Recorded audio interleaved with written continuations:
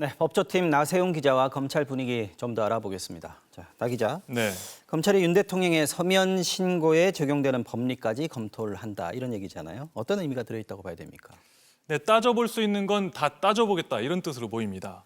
이원석 검찰총장은 이 김 여사의 명품 가방 수사팀의 이 신속한 수사뿐만 아니라 네. 철저한 수사도 강조했습니다. 네. 사실 이 사건 명품 가방을 산 영수증이 노출됐고요.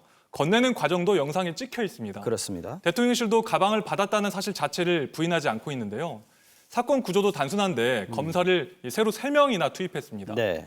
특수수사로 잔뼈가 굵은 부부장 검사를 선임으로 하고 네. 특수통 검사 2명과 민감한 사건 조율에 능한 기획통 검사 1명을 배치했는데요. 네. 수사팀의 면면을 보더라도 이 대통령실과 미리 조율된 일종의 약속 대련이다 이렇게 보기는 섣부른 것 같습니다. 사실 뭐 총장 지시 내용이 언론에 대대적으로 공개되면서 수사가 좀 요란해졌다라고도 볼 수가 있어요. 검찰의 의중 뭐라고 봐야 됩니까? 네, 김 여사 명품 가방 논란 사실 총선 기간 동안 윤석열 대통령하고 한동훈 전 국민의힘 비대위원장 충돌했던 사안이죠. 네. 굉장히 폭발력이 강하고요. 네. 총선 전 이건 외에도 검찰 수뇌부와 대통령실 간에 불협 화음이 흘러나왔습니다.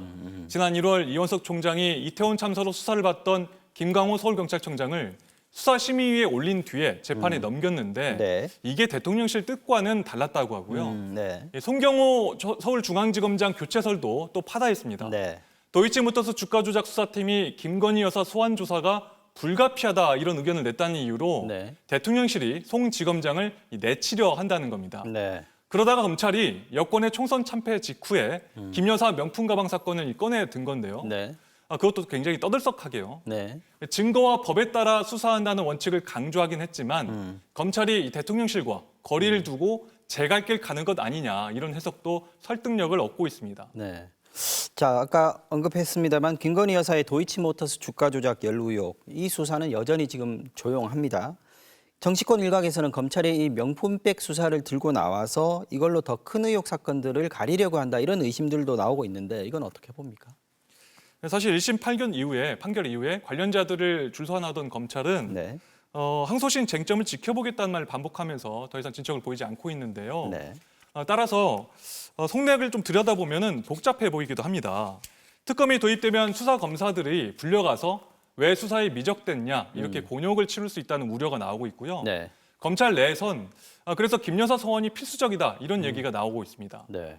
윤석열 검찰총장 때부터 검찰총장은 도이치모터스 사건에 관여할 수 없도록 지휘권이 박탈된 상태인데요. 그렇군요. 그래서 이원석 총장이 명품 가방 수사를 먼저 언급하긴 했지만 사실상 도이치모터스 사건 포함해서 김건희 여사 수사 전반에 대한 이 검찰의 처리 방침을 드러낸 것 아니냐 이렇게 해석이 나오고 있습니다. 네, 여기까지 듣겠습니다. 나세훈 기자 잘 들었습니다.